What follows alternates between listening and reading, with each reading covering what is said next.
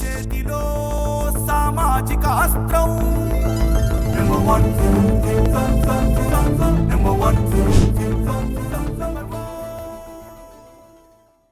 ఉన్నారు సూర్య గారు వైజాగ్ నుంచి. సార్ నమస్తే. సార్ నమస్తే సార్. సార్ మీరు ఏ డిపార్ట్మెంట్? సార్ అది సచివాలయం సార్. ఓకే చెప్పండి. మా బాధలు ఇంక చెప్పవసరం లేదు కదా సార్. వర్ణనాతీతం, మల్టీ టాస్కింగ్, మల్టీ ప్రాసెసింగ్, సెలవులు ఉండవు, ఏవి ఉండవు. ఏదో ఒక రోజు అందరం బయటకు వచ్చేటప్పటికి ధర్నాలు చేసేటప్పటికి ఒకటికి ఇంకో 10 జీవోలు తేడము. అది మా సచివాలయం పరిస్థితి అందరికీ తెలిసిందే. మీ న్యూస్ ఛానల్ ద్వారా కొద్దిగా ప్రభుత్వానికి తెలియపరిస్తే మా బాధలు కొద్దిగా తెలుస్తాయనేసి అని ఫోన్ చేసాం సార్. మీ ద్వారా అయినా కొద్దిగా మాకు సాల్వ్ జరుగుతుందని. తప్పకుండా సార్ సూర్య గారు, మీ యొక్క ఆశాభావాన్ని ఖచ్చితంగా మీ కూటమి ప్రభుత్వం దృష్టికి మేము తీసుకెళ్తాం. మీకు న్యాయం జరగాలి. చాలామంది కాల్స్ చేస్తున్నారు, కామెంట్స్లో పెడుతున్నారు, మాకు మెసేజ్లు పెడుతున్నారు, వీడియోస్ పెడుతున్నారు. సచివాలయ ఉద్యోగుల పరిస్థితి దయనీయంగా మారింది. ఒక రకంగా చెప్పాలంటే ఒక కాలర్ నాతో మాట్లాడాడు గతంలో, మా పరిస్థితి దయనీయం కాదు సార్, దరిద్రంగా మారిందన్నారు ఆయన. నాకు చాలా బాధ అనిపించింది. దరిద్రమే సార్. ఇక్కడ పరిస్థితి ఏంటంటే సార్, అంటే ఇంకో విధంగా అందరూ మాకు అది కావాలి ఇది కావాలని అంటున్నారు సార్ ఆర్థికంగా. మాకైతే అది కూడా కాకుండా యాక్చువల్ గా మా ఆత్మగౌరవం కాపాడనని మాకున్న ఉద్యోగాన్ని మా జాబ్ స్టార్ట్ ని ఇస్తే చాలు అన్నట్టుగా పరిస్థితికి వచ్చింది సార్. ఎందువల్లంటే ఈ రోజు ఆడపిల్లలు ఆడవాళ్ళు కూడా వర్క్ చేయలేని పరిస్థితి సార్.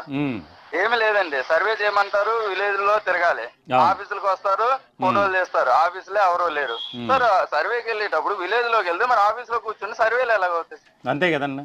అది ఇది రెండు సార్ ప్యారలల్ గా మన అనకూడదు. కానీ మన విలేకరు మిత్రులు కూడా కనీసం మరి వాళ్ళు చదువుకునేస్తున్నారా చదువుకునేయట్లేదో తెలియట్లేదు సార్. నిజం చెప్పాలంటే వాస్తవంగా ఇప్పుడు విలేజ్ లో సర్వే చేయడానికి వెళ్ళేటప్పుడు ఆఫీస్ లో ఎలా కూర్చోగలము? అంతే కదా. మేము ఇద్దరు మనుషులు ఉంటామా?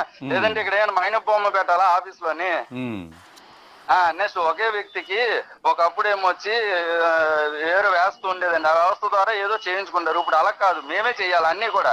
అనకూడదు కానీ ఒక సర్వేలు మేమే చేయాలా, ఫంక్షన్లు మేమే చేయాలా, ఇలా లైన్ డిపార్ట్మెంట్ వర్క్లు చేయాలా.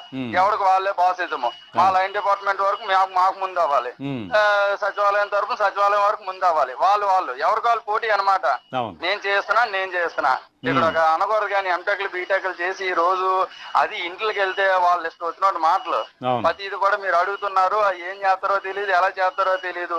ఇంటికి వెళ్ళి అనకూడదు కానీ అమ్మా అన్నోటి పిలుసు దయాని స్థితిలో అండి.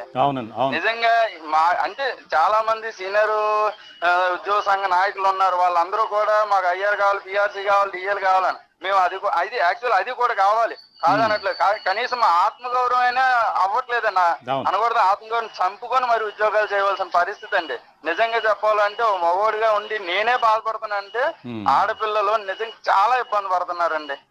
నిజంగా ఎందుకు వచ్చామా, ఏం జరుగుతుందా, మీకు ఖచ్చితంగా న్యాయం జరుగుతుంది. మీ పక్షాన మేము ఫైట్ చేస్తాం. మా పక్షాన అయితే మా ఆత్మగౌరవం కాపాడి మా జాబ్ స్టార్ట్ ఇప్పించి మాకు రావాల్సిన నోషనల్ ఇంక్రిమెంట్లు అనకూడదు 6 సంవత్సరాలు అవన్నీ వచ్చేటట్లు మీ తరపున తప్పకుండా సార్, తప్పకుండా మీ వాయిస్ ని మేము రేజ్ చేయడం జరుగుతుంది, ప్రభుత్వం దృష్టికి తీసుకెళ్ళడం జరుగుతుంది. Thank you sir. ఎక్కువ మాట్లాడలేని పరిస్థితి, ఎందుకంటే కాల్స్ కంటిన్యూగా వస్తున్నాయి. మరొక కాలర్